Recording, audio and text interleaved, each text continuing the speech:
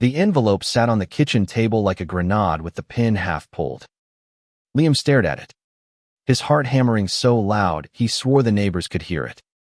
At 28, he thought he'd faced every curveball life could throw, coming out as gay in a small Ohio town, moving to Brooklyn to chase a music career, surviving heartbreak, but this was different. It was a DNA test result, ordered on a whim after a late-night talk with his sister, Miah, who'd been obsessed with tracing their family tree. Just for fun, she'd said, her voice crackling over the phone. What's the worst that could happen? Now, as rain battered the windows of his cramped apartment, Liam knew the answer. The test had arrived that morning, and the words on the page burned into his mind. No paternal match. James, the man who'd raised him, who'd taught him to throw a baseball and sneak extra cookies, wasn't his biological father. Liam's fingers trembled as he clutched the paper, the ink blurring under the weight of his thoughts. His mother, Ellen, had passed away 3 years ago, taking her secrets to the grave. James, now 55, was still in Ohio, living in the same modest house where Liam had grown up. The man who'd been his rock, his loudest cheerleader. His dad, how could he not be? And yet, the science was undeniable. Liam's world felt like it was unraveling, thread by thread. He sank onto the couch, the city's hum a distant murmur beyond the rain. His phone buzzed. Miah, probably checking if he'd opened the results. He ignored it. Instead, he thought of James, the way his calloused hands would ruffle Liam's hair, the way he'd sit through every terrible garage band performance, clapping like Liam was Springsteen. James, who'd never once flinched when Liam came out at 16, even when the town whispered and the church turned cold. "You're my kid," James had said, pulling him into a hug. "That's all that matters." But did it? Liam's chest tightened. If James wasn't his father, who was? And why had his mother lied? He glanced at the envelope again. Its edges creased from his grip. He could call James, confront him. But the thought of hearing his father's voice, steady, warm, familiar, made Liam's throat close. What if James didn't know? What if this truth shattered him too? The buzzer to his apartment jolted him. Liam frowned, wiping his eyes. He wasn't expecting anyone. Through the intercom, a voice crackled, rough but unmistakable. "Liam, it's me. Can I come up?" "James." "Here. In Brooklyn." Liam's heart lurched. He buzzed him in, his mind racing. Why was James here? Now, unannounced. Had Miah told him? The stairs creaked under heavy steps. And then there he was, James, in a faded flannel shirt, his gray hair damp from the rain, his eyes searching Liam's face like he could read every thought. "Kid," James said, his voice soft but firm. "We need to talk." Liam's knees buckled, but he nodded, stepping aside. James walked in, his boots leaving faint wet marks on the floor. He glanced at the envelope on the table, and his expression shifted, something between sorrow and resolve. "You opened it," he said. Not a question. "Yeah," Liam managed, his voice barely above a whisper. "Dad, I don't." James held up a hand, his eyes glistening. "Don't call me that until we sort this out. You deserve the truth." The words hit like a punch. Liam sank back onto the couch, his world tilting further. James sat across from him, the space between them heavy with unspoken questions. The rain outside grew louder, a relentless drumbeat against the silence. Liam wanted to scream, to run, to hold on to the man who'd raised him and beg him to say it didn't matter. But he couldn't move. He could only wait for James to speak, to explain why the life Liam thought he knew was a lie. James leaned forward, his hands clasped tightly. "Your mom and I, we had a deal. He began, his voice low, like he was unearthing something buried deep. She made me promise never to tell you. But I knew this day might come. Liam's breath caught. Tell me what? James met his eyes, steady despite the pain in them. That I chose you. Liam, I chose to be your father, even when I knew you weren't mine. The words hung in the air, heavy and raw. Liam's mind reeled, grasping for meaning. Chosen. Not born. Not blood. But chosen. He wanted to ask 1,000 questions, but all he could do was stare at the man who'd flown across the country to face him. To face this. The DNA test had stripped away one truth, but James's presence hinted at another. Deeper one Liam wasn't sure he was ready to understand. As the rain pounded on, James began to tell a story. A story of love, betrayal, and a promise made long ago.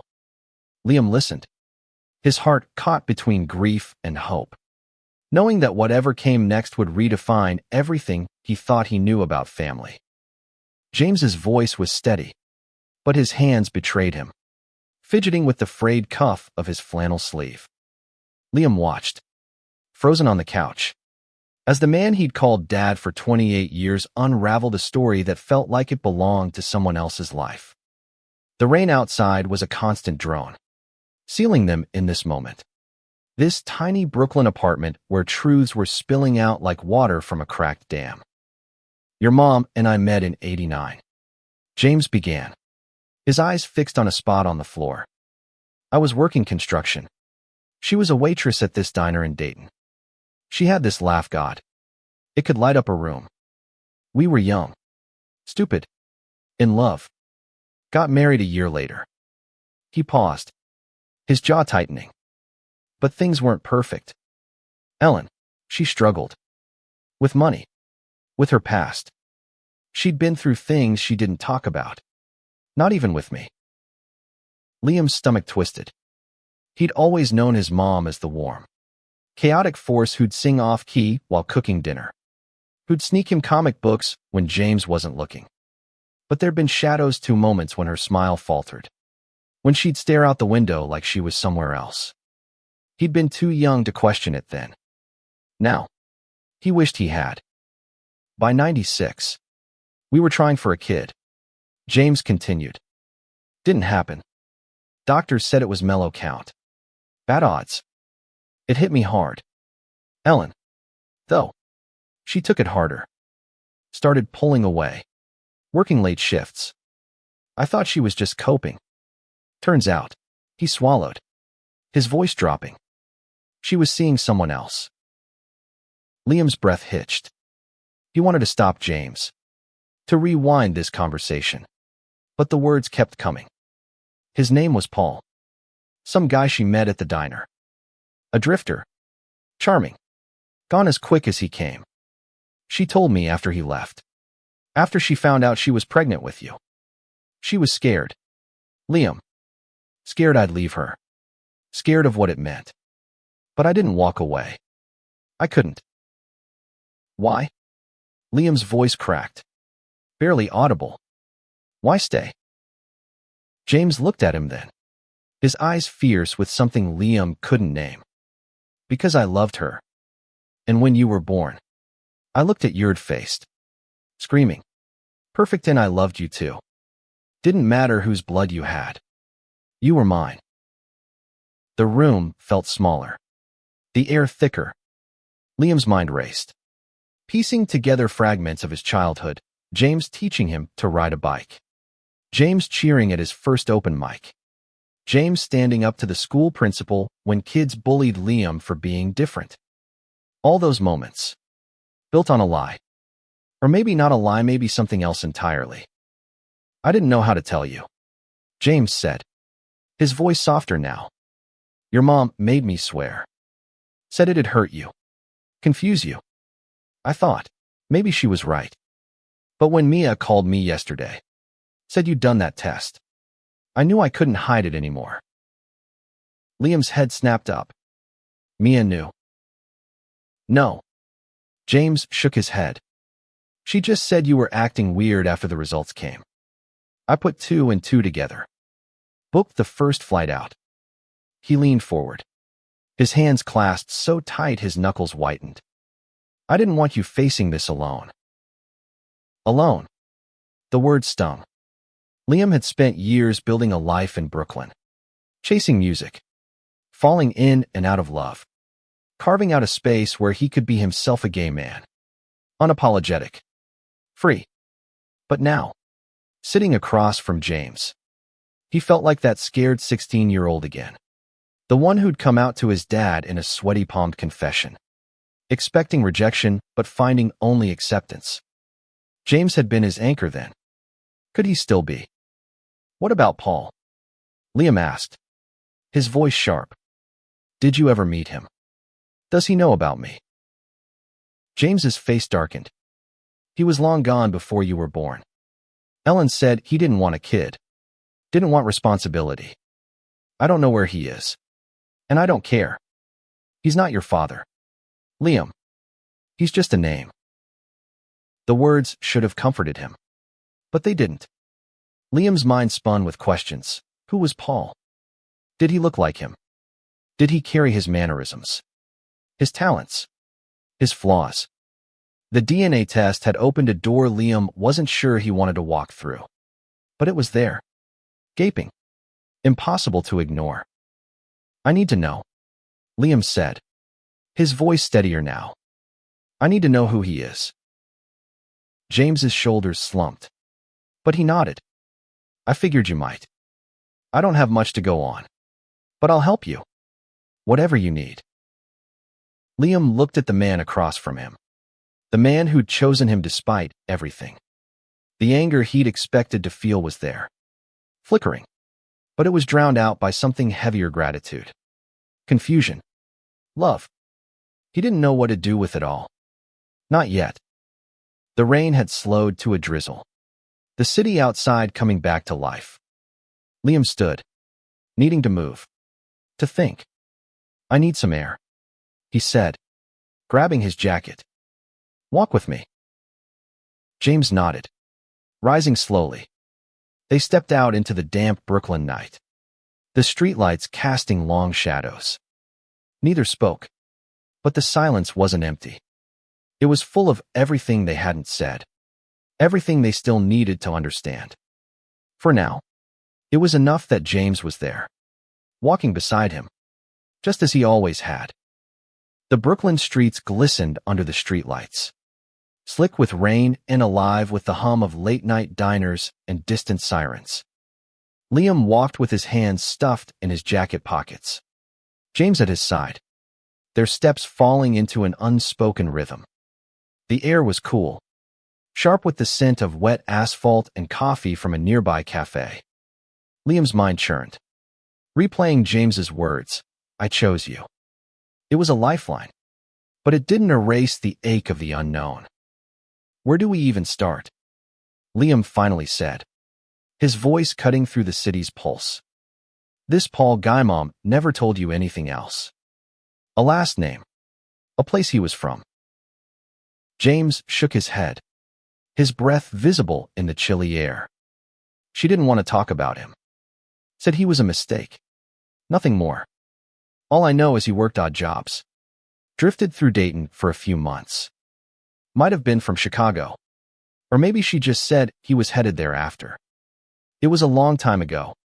Liam.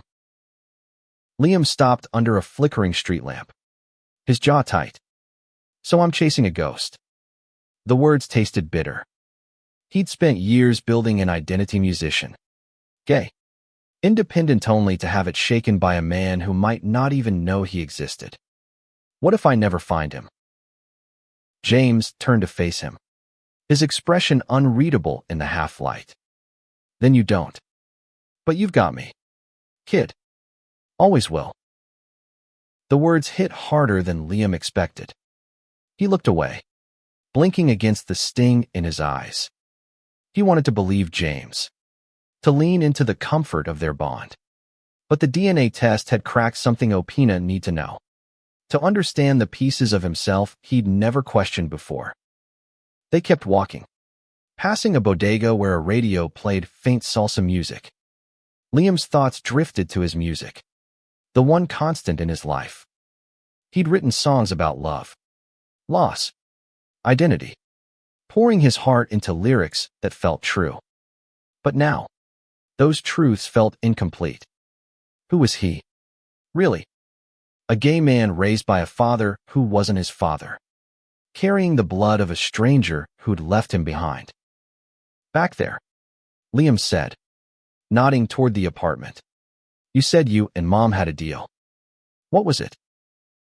James sighed, his shoulders hunching against the cold. She didn't want you to know about Paul. Said it'd hurt you, make you feel like you didn't belong. I promised to raise you as mine. No questions, no doubts. In return, she promised to let the past stay buried. We both wanted you to have a family. Liam. A real one. A real one. Liam echoed, the words heavy. But it wasn't real. Was it? Not completely. James stopped, his hand reaching for Liam's arm, but stopping short. It was real to me. Every second of it. The sleepless nights when you were a baby. The school plays. The fights when you were a teenager, it was all real. Blood doesn't change that. Liam wanted to argue, to let the anger spill out. But he couldn't. Not when James looked at him like that. Like he'd move mountains to keep him safe. Instead, he nodded, and they walked on, the silence stretching between them. Back at the apartment, Liam pulled out his laptop, his fingers moving before he could second-guess himself. I'm going to look for him, he said, his voice firm. Paul, I have to try. James sat across from him, watching as Liam opened a search engine. Okay, he said quietly. But let me help. I owe you that. They started with what little they had. Paul. Dayton. 1996. Maybe Chicago. Liam scoured genealogy forums. Social media. Anything that might yield a clue. Hours passed. The screen's glow casting shadows on their faces. They found nothing concrete, just a few Pauls who didn't fit the timeline or description. Frustration gnawed at Liam. But James's presence kept him grounded. A reminder that some things didn't need a test to prove. By 2 a.m. Liam's eyes burned, and James was dozing on the couch. Liam closed the laptop, his mind too wired to sleep.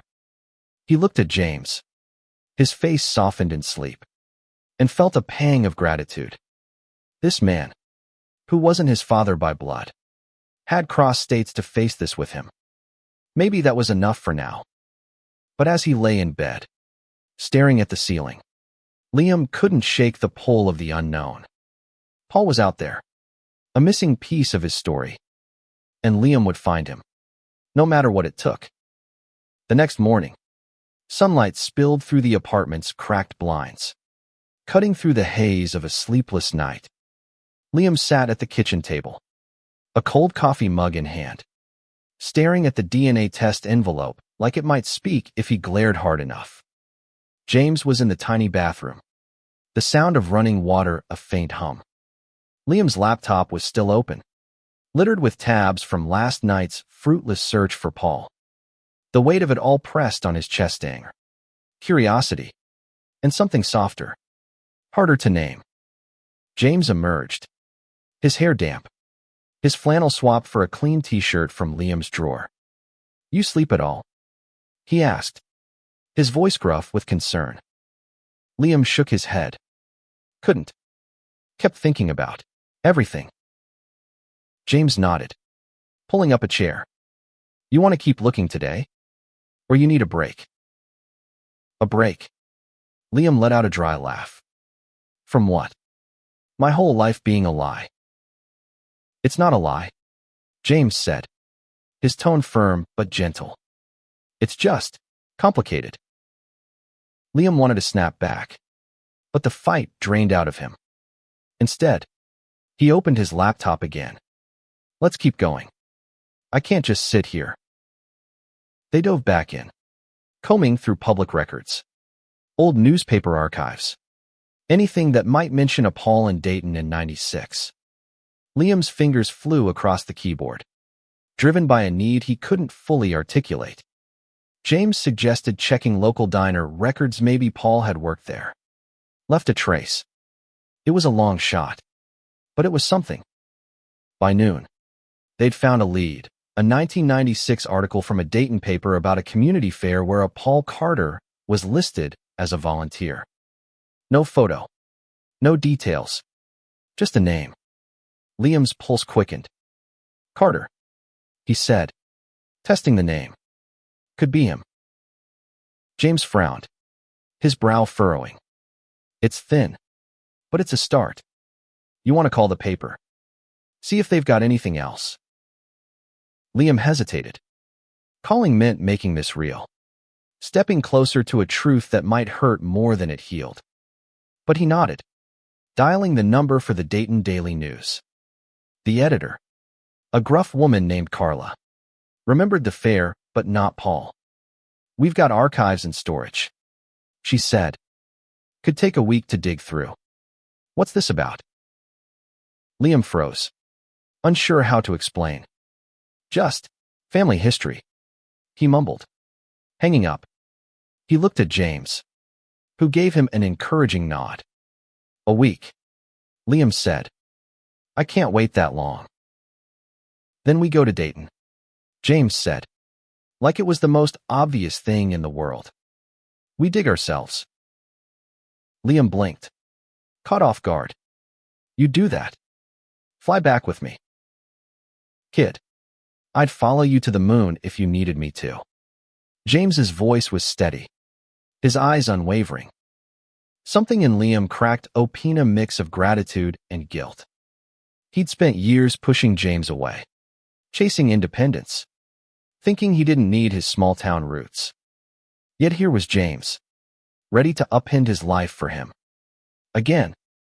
They booked flights for the next morning, the decision settling over Liam like a weight and a relief. Dayton, the place where this all began, the place where his mother had loved, lied, and left him with questions only she could have answered. That night, Liam played an open mic at a local bar, something he hadn't done in weeks. James sat in the crowd, nursing a beer, his presence a quiet anchor. Liam's fingers trembled on the guitar strings, but his voice was steady, pouring out a new song, one about roots, about truth, about love that didn't need a bloodline to hold. The crowd clapped, but Liam's eyes were on James, who gave him a small, proud nod. As they walked back to the apartment, Liam felt the first stirrings of clarity. Finding Paul wasn't just about answers. It was about understanding himself, his past, his identity, his place in the world as a gay man who'd fought to be seen. James had given him that fight, that strength. Maybe that was the deeper inheritance the DNA test couldn't measure. But Dayton loomed, and with it, the shadow of a man who'd left before Liam was born. Paul Carter. A name, a ghost, a piece of the puzzle. Liam didn't know what he'd find, but he knew he wouldn't face it alone. Dayton smelled like home-cut grass, diesel, and the faint sweetness of summer fading into fall. Liam stepped off the plane, his chest tight with memories of childhood, bike rides down quiet streets, his mom's laughter, James's steady hand on his shoulder. Now, standing in the airport with James beside him, those memories felt like a half-finished song, missing a verse he needed to write. They rented a car and drove to the Dayton Daily News office, a squat building with peeling paint. Carla, the editor, greeted them with a skeptical squint, but led them to a basement archive that smelled of dust and old paper. You're lucky we didn't digitize this stuff yet, she said, pointing to rows of filing cabinets. Fair records are in there somewhere. Knock yourselves out. Liam and James spent hours sifting through yellow documents, their fingers smudged with ink. Liam's hope flickered with every dead-end list of names. None of them Paul Carter.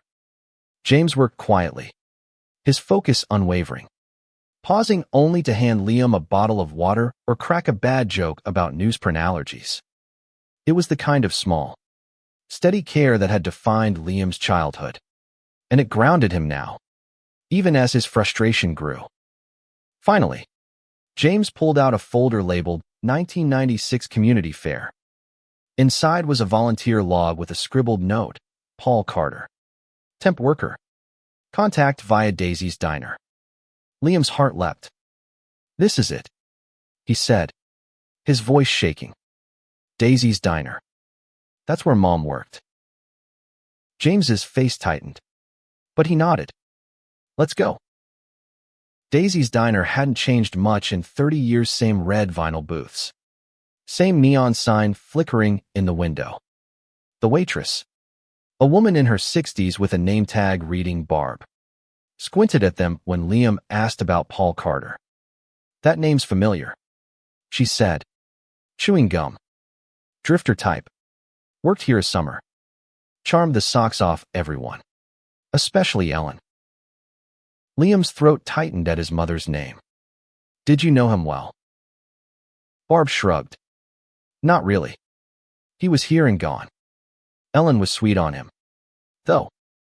Broke her heart when he left. She paused, eyeing Liam. You her kid. You've got her eyes. Liam nodded, unable to speak. James stepped in, his voice calm. We're trying to find Paul. Any chance you've got an old address? A last name? Anything? Barb disappeared into the back and returned with a faded employee log. Paul Carter. She read. Listed AP. Oh. Box in Chicago. That's all we got. She scribbled it down, her gaze softening. Hope you find what you're looking for. Han. Back in the car, Liam clutched the paper with the P. Oh. Box number. His mind racing. Chicago. A city of millions. It felt like chasing a shadow. But it was more than he'd had yesterday. James started the engine, glancing at him. You want to keep going? Head to Chicago. Liam hesitated.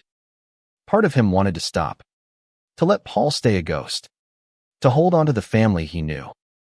But another part, the part that had fought to be himself, to love who he loved in a world that didn't always accept it, needed to know. Yeah, he said finally. Let's go. They drove to their old house to spend the night, the place where Liam had grown up. Walking through the door was like stepping into a memory, the creaky stairs, the faded couch, the kitchen where his mom used to sing. James cooked dinner spaghetti, like always, and they ate in silence, the weight of the past heavy between them. Later, Liam wandered into his old bedroom, untouched since he'd left for college. On the dresser was a photo of him and James at a high school talent show. Liam strumming a guitar, James beaming in the crowd. Liam's chest ached. This was his father, blood or not. But Paul was out there, a question mark in his story, and Liam couldn't let it go. As he lay in bed, the house creaking around him, Liam thought of the love he'd built in his life, his music, his friends, the men he'd loved and lost. He'd fought for his identity as a gay man, carved it out against small-town whispers and big-city doubts. Finding Paul wasn't just about biology. It was about understanding the roots of that fight, the strength he'd inherited from a mother who'd lied and a father who'd chosen him. Tomorrow, they'd head to Chicago. Tomorrow, the search would continue. Chicago's skyline loomed like a promise and a threat, all glass and steel against a gray October sky. Liam and James checked into a cheap motel on the city's edge, the kind with thin walls and vending machine coffee. The P.O. box from Daisy's Diner was their only lead, a fragile thread in a city of millions. Liam felt the weight of it as he stared at the address scribbled on a napkin, his fingers tracing the numbers like they might reveal something more. The post office was a bureaucratic maze, but a clerk with kind eyes confirmed the P. Oh, box was still active. Registered to a Paul Carter. Can't give you more than that, she said, her voice apologetic. Privacy laws. Liam's heart sank. But James pressed a crumpled 20 into her hand and asked if she could at least confirm if Paul still picked up his mail. She hesitated, then nodded. He comes in every few weeks. That's all I can say. It wasn't much, but it was enough to keep going. Liam and James staked out the post office the next day, sitting in their rental car with cold coffee and a bag of donuts. Hours passed, the city buzzing around them. Liam's nerves frayed with every person who walked in and out, none of them matching the vague image in his Hiata man in his 50s. Maybe, with his dark hair or green eyes. You think he'll look like me? Liam asked, breaking the silence. James glanced at him, his expression soft. Maybe. But looks don't make a father. Liam, you know that. Liam nodded, but the words didn't fully land. He'd spent years defining himself as music, his queerness, his independence against the backdrop of James's love. But Paul was a blank space, a question mark that tugged at him. What had his mother seen in him? What part of Liam came from a man who'd walked away? By late afternoon, a man approached the post officio wiry figure in a denim jacket, his hair salt and pepper, his face lined but sharp. He moved with a restless energy, glancing over his shoulder like he was used to looking back. Liam's breath caught. That's him, he whispered, though he had no proof. Just a gut feeling, raw and unshakable. James followed his gaze. You sure? No, Liam admitted. But I have to know. They followed the man at a distance, watching him collect his mail and head to a nearby diner. Inside, the air smelled of grease and pie, and the man, Paul, maybe sat alone at the counter, nursing a coffee. Liam's heart pounded as he and James slid into a booth nearby. Up close, the man had a familiar slope to his jaw, a hint of Liam's own features. Or maybe Liam was seeing what he wanted to see. Excuse me, Liam said, his voice steadier than he felt, approaching the counter. Are you Paul Carter? The man looked up, his eyes narrowing. They were brown, not green, but there was something in his gaze wary, guarded that made Liam's stomach twist. Who's asking? The man said, his voice rough. I'm Liam. I think you might have known my mom, Ellen, from Dayton, back in '96. Paul's face didn't change, but his fingers tightened around his mug. Ellen, he repeated, like testing the name. Yeah, I knew an Ellen. Long time ago. What's this about? Liam's mouth went dry. He hadn't planned this far. She's gone, he said. Passed away a few years back. I'm trying to piece some things together. About her. About you. Paul's eyes flicked to James, who stood a few steps behind, silent but watchful. And him?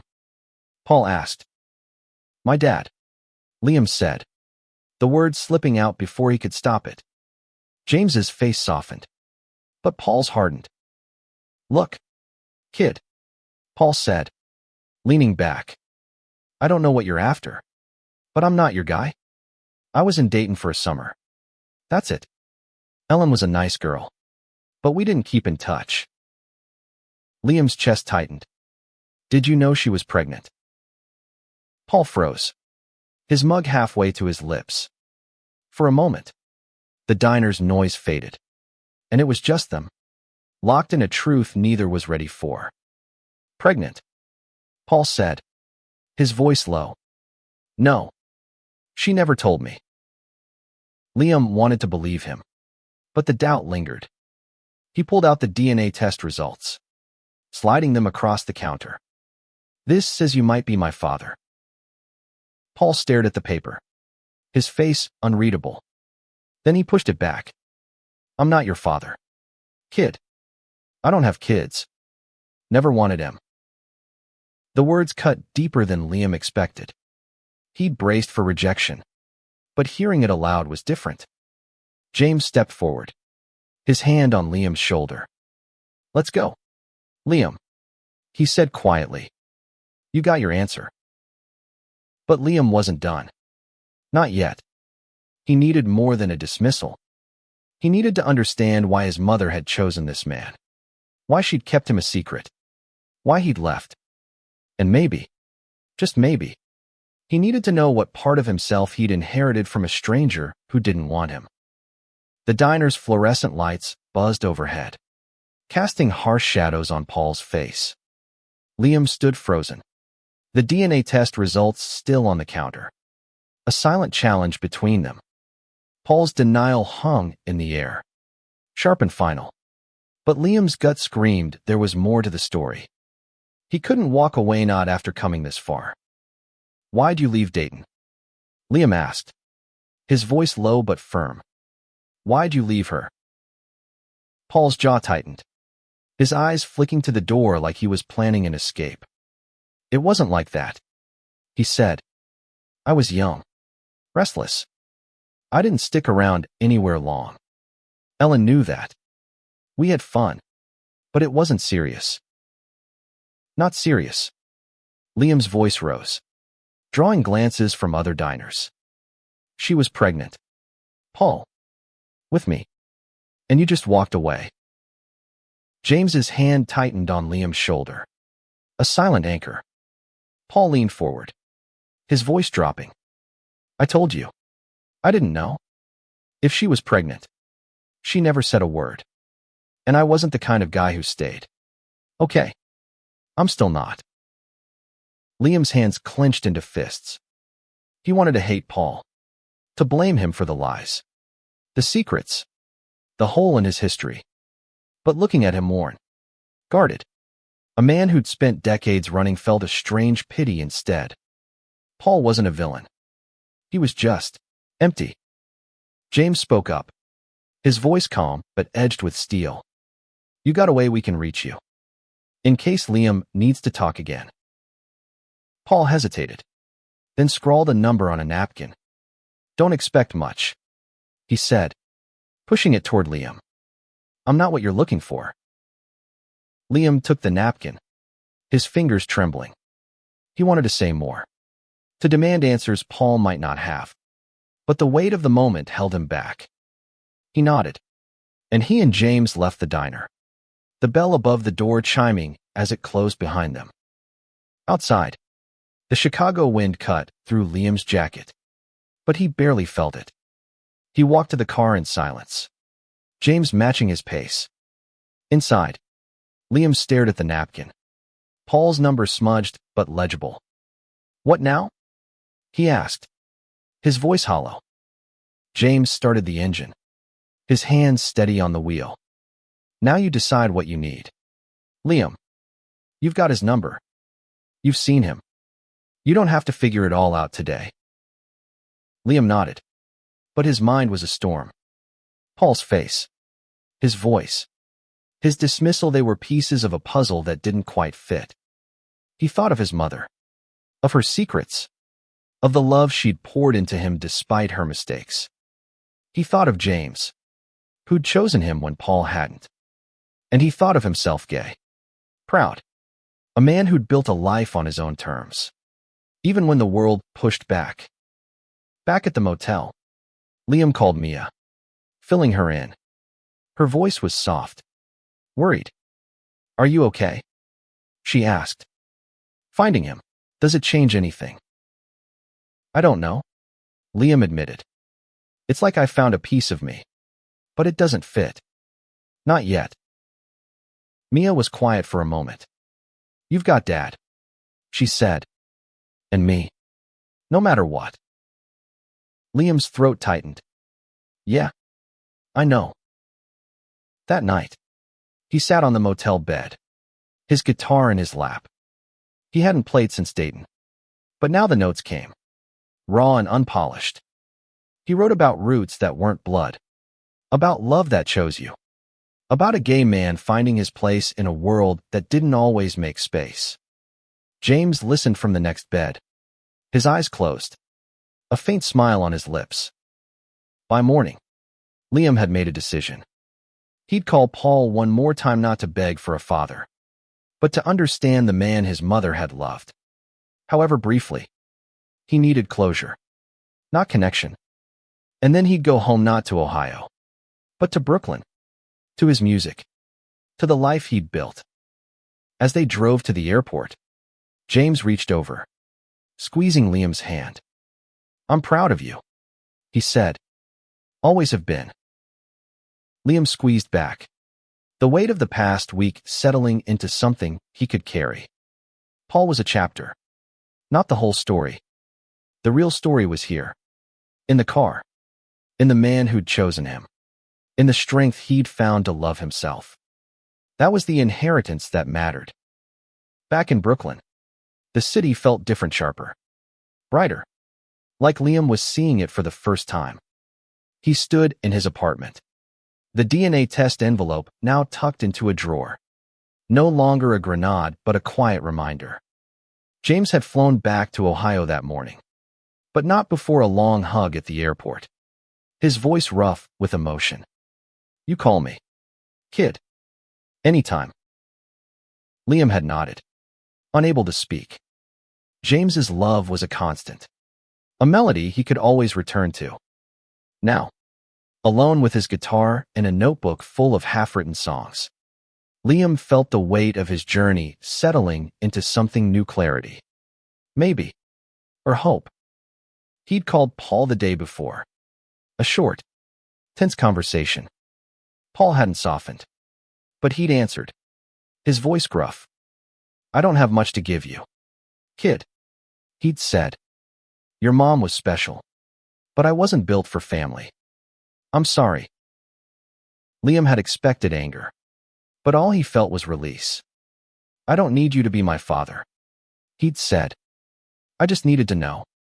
And with that, he'd hung up, letting Paul fade back into the shadows of his mother's past.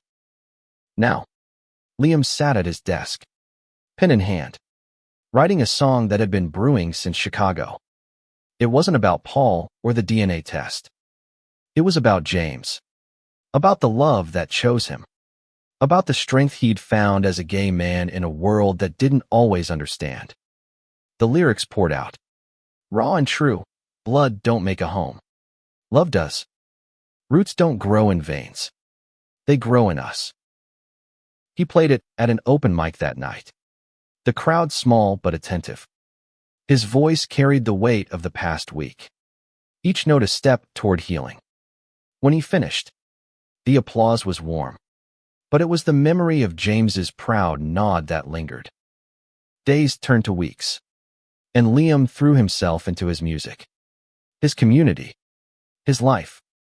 He met a guy named Ethan at a coffee shop, a painter with a crooked smile and a laugh that made Liam's heart stutter. Their first date was at a dive bar, talking over cheap beer about art and identity and the messy beauty of being human. Ethan didn't know about Paul or the DNA test, but he listened when Liam shared pieces of his story, his hand warm against Liam's. One evening, Liam got a package from Jamisa photo album, filled with pictures from his childhood. Tucked inside was a note, "You're my son. Always will be. Love. Dad." Liam traced the words, his eyes stinging. He called James that night, their conversation easy, full of the small things that made up a life work. Music, the weather in Ohio. As winter crept into Brooklyn, Liam stood on his fire escape, the city sprawling below. He thought of his mother, her secrets and her love. He thought of Paul, a man who'd given him life but not a home. And he thought of James, who'd given him everything else. The DNA test had shaken him, but it hadn't broken him. It had shown him what family really meant, not blood, but choice, love, the people who stayed. Liam's phone buzzed, a text from Ethan, inviting him to an art show. He smiled, typing a quick reply. Then he went back inside, picked up his guitar, and started strumming. The song wasn't finished yet, but it was close.